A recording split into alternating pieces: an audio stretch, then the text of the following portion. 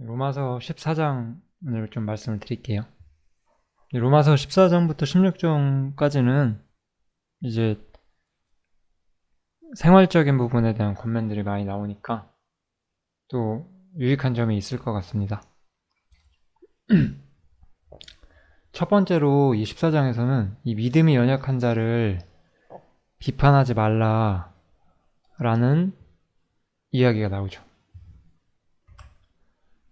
좀 정확하게 말하면은 믿음이 연약한 자들은 믿음이 있는 자를 판단을 해요. 써볼게요.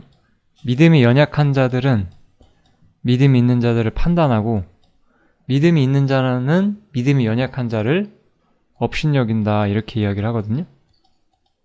그래서 이 주제를 다루기 전에 먼저 믿음이 연약한 자가 어떤 사람들인지를 알아야 돼요. 여기에 예를 들면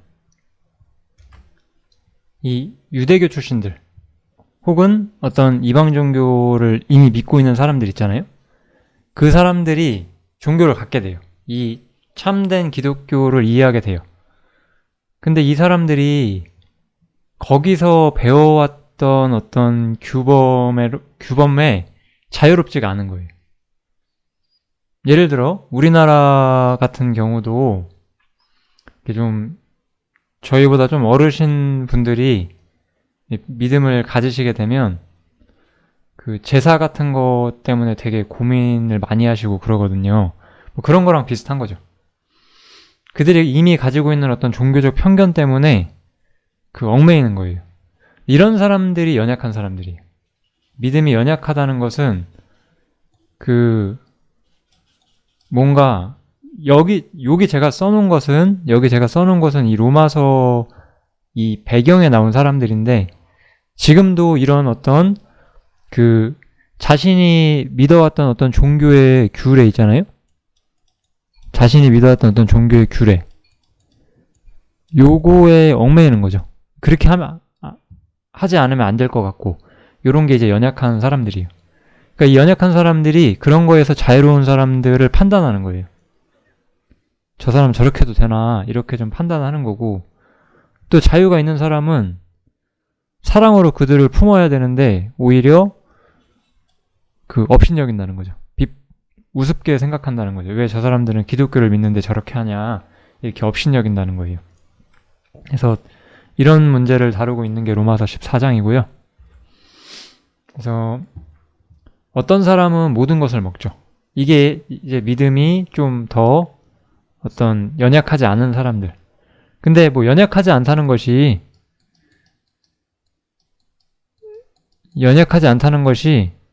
어떤 장성하다는 뜻은 아닌 것 같아요. 제가 보기에는요. 장성한 사람은 형제들을 업신여기지 않죠. 이 사람들은 자기가 조금 자유하다고 해서 다른 사람을 업신여기고 있고 이들은 정말 믿음이 장성한 사람들은 아니었어요. 그래서 요 말씀은 이제 고린도전서에 나오는 건데 이 연약하지 않은 사람들, 믿음이 연약하지 않은 사람들은 이런 거는 생각할 수 있는 지혜를 가진 거예요. 우상의 재물 먹는 일에 대하여는 우리가 우상은 세상에 아무것도 아니며 또한 하나님은 한 분밖에 없는 줄 아노라. 예를 들어 제사 음식 같은 게 있잖아요. 제가 예전에 교회 생활할 때도 막 제사 음식 같은 거 먹으면 정말 죽는다고 생각하시는 분들 많았거든요. 큰일 난다고. 근데 음식은 아무것도 아니에요, 사실. 제가 그런 분들을 업신여기고자 하는 건 아니고요. 이런 거는 사실 엄연히 우리가 알아야 되는 진리로서 또한 제시가 되죠.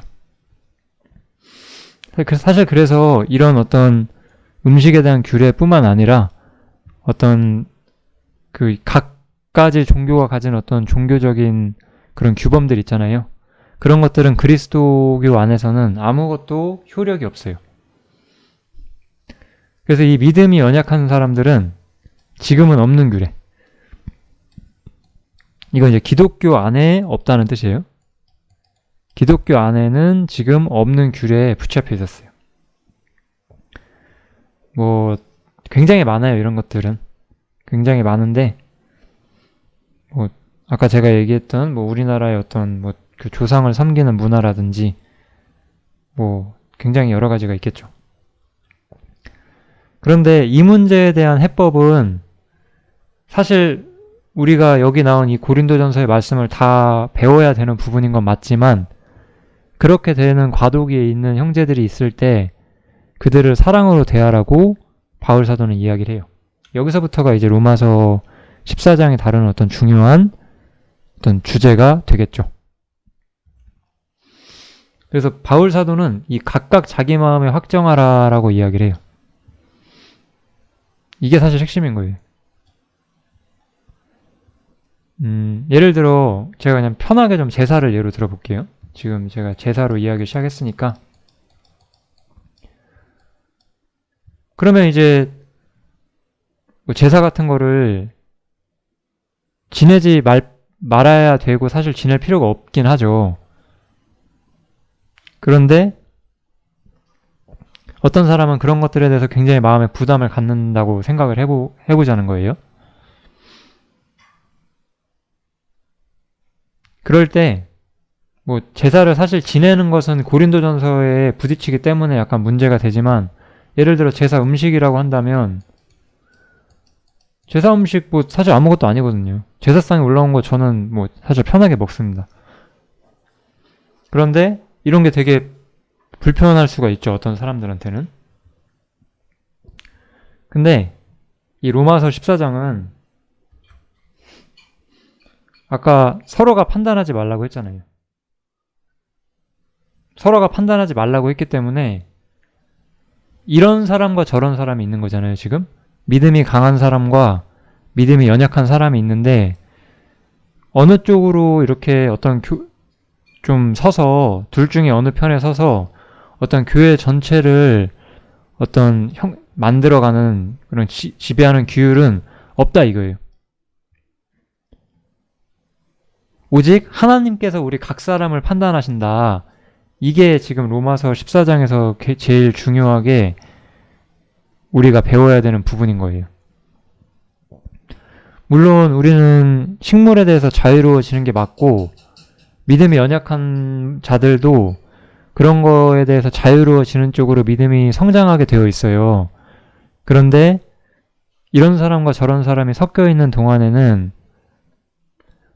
그들에게 어떤 우리의 믿음을 강요할 수 없고, 그 믿음이 연약하지 않은 사람들, 그들이 가진 어떤 자유를 강요할 수 없고, 또한 그쪽에서도 우리를 어떤 잘못된 규례 안에 여전히 얽매여 있는 사람들도 자유한 사람들을 판단해서는 안 되는 거죠. 이게 참 뭔가 설명하기가 어려운데 단어를 쓰기가 어렵네요. 얽매인 사람들이라고 할게요. 얽매인 사람들하고 그 다음에 자유로운 사람들이라고 해볼게요. 그러니까 양측 간에 서로 판단하지 말라는 거예요. 양측 간에 서로 판단하지 말고, 왜냐? 왜 우리가 서로 판단할 필요가 없냐? 하나님께서 우리 각 사람을 직접 판단하신다는 거예요. 사람이 섰는 것이나 넘어지는 것이 다 주인에게 있다. 이렇게 로마서 14장은 나오잖아요. 그래서 하나님께서는 우리 각 사람을 개개인별로 다루시고, 그렇기 때문에 우리는 각자의 삶에서 하나님 앞에 어떤 삶의 연단을 받고 그 연단 가운데 지혜를 배우게 돼요. 그러니까 우리는 내가 하나님 앞에 순종해야 하는 문제에 더 집중하면 된다 이거예요. 그리고 이제 여기서 제가 아까 말씀드린 것처럼 교회 전체를 지배하는 규율이라는 게 없어요. 교회가 딱 규율을 정해놔서 우리 교회 안에 모든 식구가, 이 공동체의 모든 사람들이 똑같이 지켜야 되는 건 없어요. 지금 제 앞에 놓여진 순종의 주제와 이거를 보고 계시는 우리 각 형제님들의 순종의 주제는 다를 수가 있는 거예요. 사람마다 이게 같지가 않아요. 우리는 그러한 상황에서 각자가 성령님을 통해서 하나님의 뜻을 배우는 거죠. 하나님의 뜻이 무엇인지를 각자 배우는 거예요.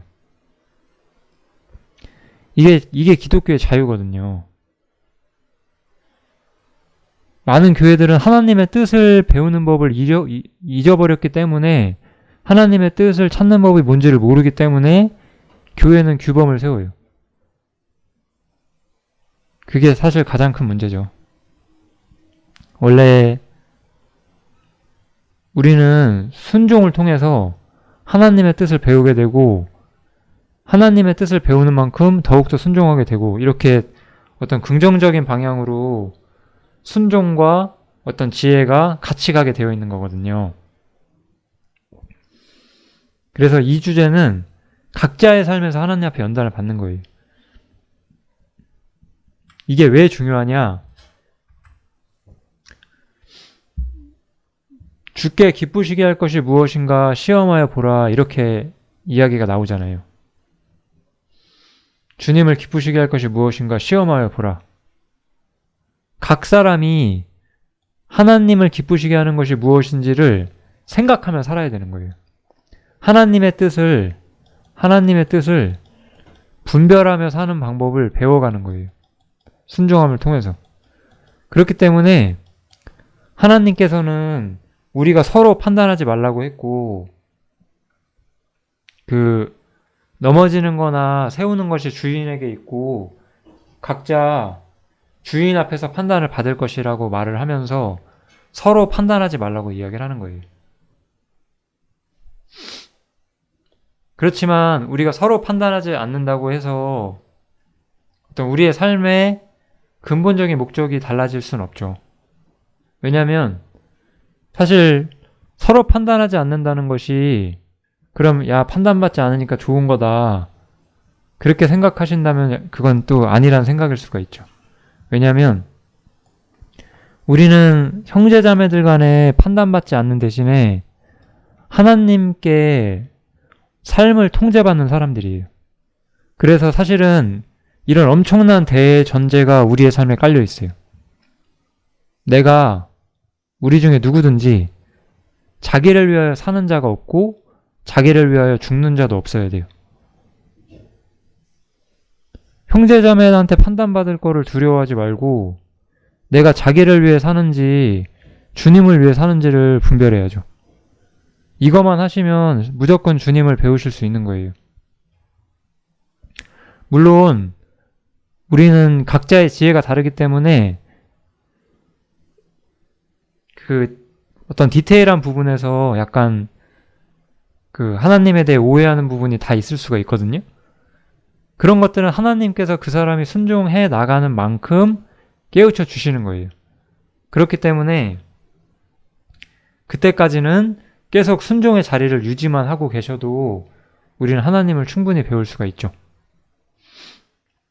그래서 우리가 자기를 위하여 사는 자도 없고 자기를 위하여 죽는 자도 없다. 그리고 우리는 살아도 주를 위해 살고 죽어도 주를 위하여 죽나니 그러므로 사나 죽으나 우리가 주의 것이로다. 이렇게 바울 사도가 이야기를 하는 거예요. 우리는 교회 안에서 어떻게 살아야 하는지에 대해서 어떤 교회가 만들어낸 규범의 지배를 받지 않는 거예요. 그러니까 나라는 사람을 어떤 지배하고 있는 규범이 무엇이냐, 어떤 교회가 만들어낸 어떤 규범이냐, 그것이 아니라 주님의 뜻이라는 거죠. 하나님께서는 자유롭게 이 주님의 뜻을 우리가 성취해 가시는 것을 바라신다는 거예요. 그래서 이 이야기를 하면서 바울 사도는 이 로마서 14장에서 이런 말씀을 쓰거든요. 이를 위하여 그리스도께서 죽었다가 다시 살으셨으니 곧 죽은 자와 산 자의 주가 되려 하심이니라, 이렇게 말씀을 하죠. 결국 이것을 위하여 그리스도께서 죽었다가 사셨대요. 우리가 살아도 주를 위하여 살고 죽어도 주를 위해 죽게끔. 이 말은 우리가 이 땅에 사는 동안에도 나의 주인이 예수님임을 분명히 보여줘요. 그러니까 어떤 사람은 아직은 믿음이 연약하기 때문에 어떤 과거의 규례의 일부 얽매일 수가 있어요. 그 사람의 주인도 주님이신 거예요. 어떤 사람은 조금 더 많은 자유가 있어요. 근데 그 자유를 가지고 형제를 업신여겨요. 그러면은 그것도 그 사람도 주인은 그리스도시죠. 그러면은 두 사람 다 뭔가 부족함이 있는 거잖아요. 그 믿음이 연약한 사람은 주 안에서 가진 자유를 배우고 그들을 판단하지 않게끔 믿음이 성장해야 되고, 믿음이 연약하지 않고 자유가 있다고 생각하는 사람은 그 자유를 형제를 업신여기는 죄를 범치 말고 오히려 형제를 더 사랑하고 자신을 부인하는 것을 배워야 되잖아요. 그러니까 다 각자의 자리에서 자신이 배워야 될 건 항상 있는 거예요. 교회가 전체적으로 공통으로 해야 하는 어떤 숙제 같은 거는 없어요. 왜냐하면 우리의 주인은 주님이시기 때문에. 이게 핵심이에요. 내 주인은 교회가 아니에요. 교회는 이러한 규범을 세우는 곳이 아니고 주님께서 우리의 주인이시거든요. 이게 바로 신약 성경이 많은 규례가 없는 이유예요. 제가 교제 처음 시작할 때 여러분들이 제가 자유에 관련된 복음을 전할 때 그럼 우리는 어떻게 살아야 되냐라고 많이 질문들을 하셨거든요. 지금은 많이 그런 거 아프지 않으시죠? 많이 배웠으니까. 규범이 없으면 살지를 못해요. 근데 그런 것이 아니에요. 그리스도인들의 삶이라고 하는 것은. 너무나 오랫동안 그냥 피상적인 시스템 안에서 교회 안에 그 교회 시스템 아래서만 살아오다 보니까 이 교회가 가진 진정한 어떤 형태가 무엇인지를 모르게 된 거죠. 근데 실제로는 우리의 주인은 주님이시기 때문에 각자가 배울 것들을 하나님 앞에서 배워가면서 하나님이 원하시는 순종의 길을 우리가 따라가면 그걸로 족한 것이죠. 그래서 바울 사도는 이렇게 결론을 내주는데 서로 판단하지 마라 라고 이야기를 하고, 또 한편으로는 부딪힐 것이나 거칠 것을 형제 앞에 두지 말라고 하죠. 어떤 것으로든 형제를 판단하는 것이나 혹은 형제가 판단하도록 거칠 것을 그 앞에 두는 것은 선한 것이 아닌 거예요. 우리는 각자의 믿음의 분량에 맞는 삶에 주의해야 되고, 이 구절이 맨 뒤에 나와서 제가 미리 좀 써놨거든요. 이따 보여드릴게요. 그 다음에 판단치 말고, 그 다음에 형제를 근심하게 하지 말고, 이런 것들이 우리 삶에 되게 주의해야 되는 주제로 14장은 이야기를 해주죠.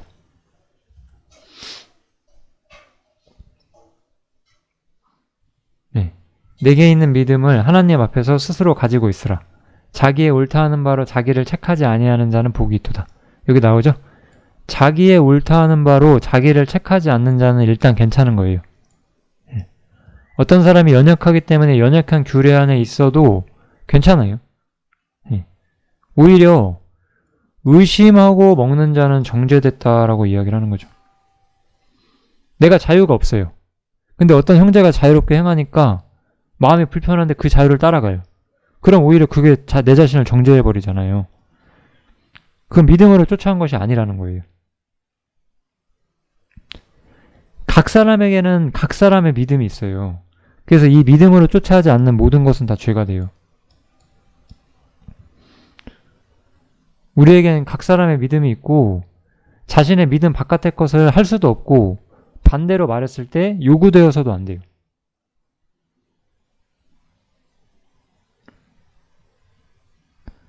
저는 물론 항상 우리가 보편적으로 더욱 배워야 되는 자기 부인에 대해서 항상 이야기를 하죠. 그런데 어떤 그 형제의 어떤 영적인 역량도 가늠치 않고 그냥 무조건 다 포기하세요. 다 뭐 이러세요. 이렇게 말할 수는 없거든요. 그 개인의 믿음의 분량이라는 게 있어요. 이 로마서 12장부터 이 믿음의 분량 얘기가 나오는데, 자신의 믿음의 분량을 넘어서는 것을 하다가 스스로의 믿음에 걸려 넘어져서 스스로를 정죄하게 된다면 그건 실패거든요. 그런 것들은 요구되어서도 안 되고, 반대로 그렇지 않을 때 판단하실 필요도 없는 거예요. 더 많은 자유와 더 많은 헌신을 하는 사람들도 있고, 아직은 여러 가지로 매이는 사람들도 있어요. 교회 안에는. 이러나 저러나 교회 안에는 판단할 것이 없어요. 우리가 사랑으로 권면하고 그럴 수 있어요. 그런 거랑 판단하는 거랑은 물론 다른 주제거든요. 그렇지만 한 가지 확실한 것은 의심하고 먹는 자는 정죄되었다고 분명히 했어요. 믿음으로 쫓아하지 않는 모든 것은 하나님 앞에 죄가 되기 때문에 우리 각자의 믿음이 더 하나님 앞에 커지기를 항상 바라며 사는 것은 그래서 중요한 거예요. 네. 다시 그래서 첫 번째로 이 믿음의 분량에 맞는 삶이 중요한 것이고요. 믿음으로 하지 않는 모든 것이 죄고 스스로 정죄받지 않기 위해서예요. 내가 아직 종교적 규범에 매여 있는데 그거를 버리려고 하다가 오히려 시험에 빠지거나 어두움에 들어가게 되면 문제가 되거든요. 그러니까 이런 부분들도 좀 배려가 필요한 부분이고요. 두 번째가 판단하지 말 것이죠. 네. 그래서 참 바울사도는 여기서 중요한 얘기를 해줘요. 하나님의 나라는 먹는 것과 마시는 것이 아니다. 이 로마서 14장은 이 두 가지 주제를 굉장히 중요한 규례로서 이야기를 하죠. 근데 하나님의 나라는 이런 게 아니에요. 이것뿐만 아니라 우리 시대에 있는 수많은 규례나 규범들, 하나님의 나라는 그런 게 아니라는 거예요. 오히려 성령 안에서, 성령의 인도하심 안에서 교제 가운데 흘러나오는 의와 평강과 희락이라고 봐야 좀 더 이 전체 흐름에 잘 맞죠. 그래서 성령의 인도하심 가운데서 우리가 교회 안에서 형제들과 의와 평강과 희락을 누리는 것이 굉장히 중요한 거예요. 이것은 두 가지로 완성이 돼요, 사실은요. 사실은 형제들에게 거칠 것을 두지 않는 어떤 자신을 부인하는 행동,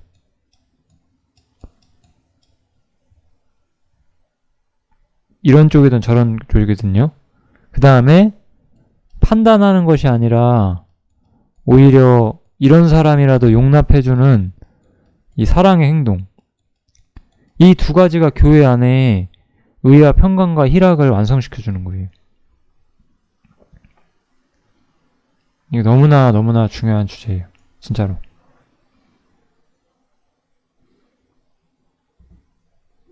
참 너무 진짜 중요하거든요. 이런 거 진짜 마음속에 깊이 새기고 사는 게 너무너무 중요해요.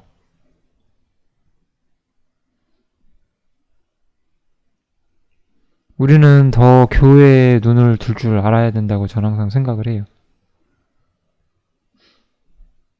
우리 개인이 어떻게 사느냐보다 교회가 어떤 모습으로 있느냐는 저한테는 되게 중요하거든요. 우리 모임이 그러한 어떤 시야를 갖게 되는 것을 항상 꿈꾸거든요. 갈 길이 멀다고 솔직히 생각은 하지만 그래도 항상 이 주제를 많이 생각을 하고 있습니다.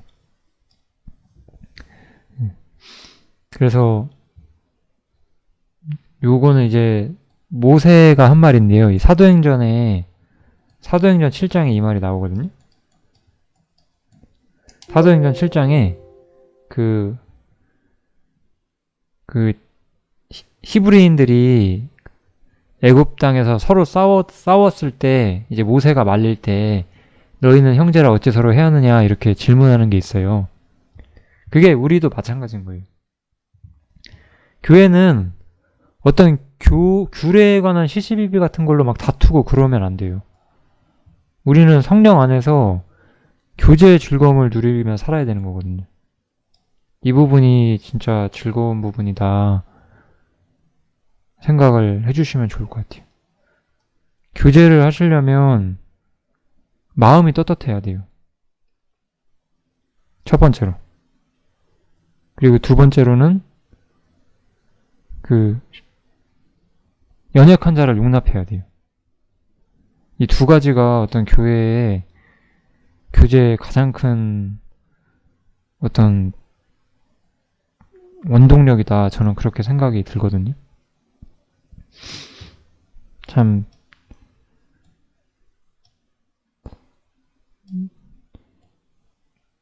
저는 교제의 즐거움을 너무나 누리는 교회가 됐으면 좋겠다 생각이 들어요.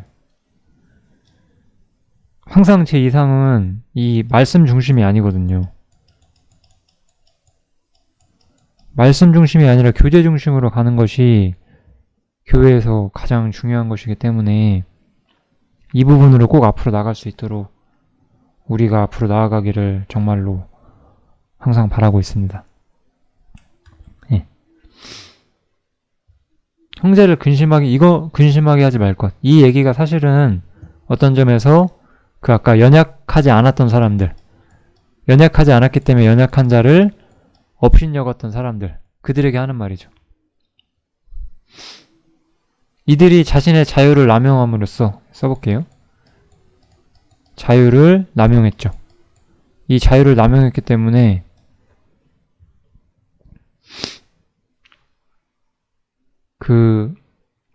그리스도께서 대신하여 죽으신 형제를 네 식물로 많게 하지 마라. 이렇게 오히려 바울 사도는 권면을 하죠. 자유를 남용해서 형제들에게 판단거리를 주었고 그것에 대해서 바울 사도는 책망하고 있는 거예요.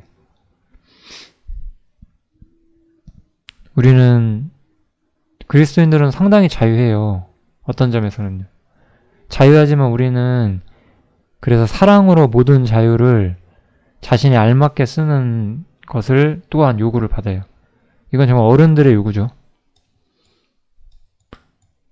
우리는 아이들이 아니거든요. 이런 측면에서는. 우리는 주님을 의지하는 측면에서는 어린아이와 같은 사람들이지만 하나님의 계명에 순종한다는 측면에서는 장성한 자로서 자신의 자유에 책임을 지는 그런 자리에 우리가 있어요. 그래서 로마서 14장은 이런 식으로 이야기를 해주는 거예요. 로마서 14장은 제가 말했지만 이 개인의 삶을 다루는 거예요. 여기서 판단하지 마라라든지 서로 각자의 순종의 길이 있다라고 하는 것은 어떤 이 진리의 어떤 뼈대가 되는 이 교회와 복음의 진리 있죠. 어떤 복음 자체, 그 다음에 복음으로부터 형성되는 교회라는 진리 자체, 이런 어떤 교회의 기반을 세우는 핵심 교리들을 건들 수는 없어요. 그런 것들을 건드는 것이 아니라 우리 실천적인 삶에서 형제들의 가치관이 부딪히는 측면에서 어떻게 지혜롭게 해결할 것인지 그거를 다루는 게 로마서 14장이에요. 여기까지 하면 14장은 정리가 되고요. 14장은 우리의 개인의 경건한 삶과 교제가 어떤 방식으로 두 개가 같이 굴러가게 되는지 그런 부분을 다룬다고 생각하시면 될 것 같습니다. 여기까지 할게요. 감사합니다.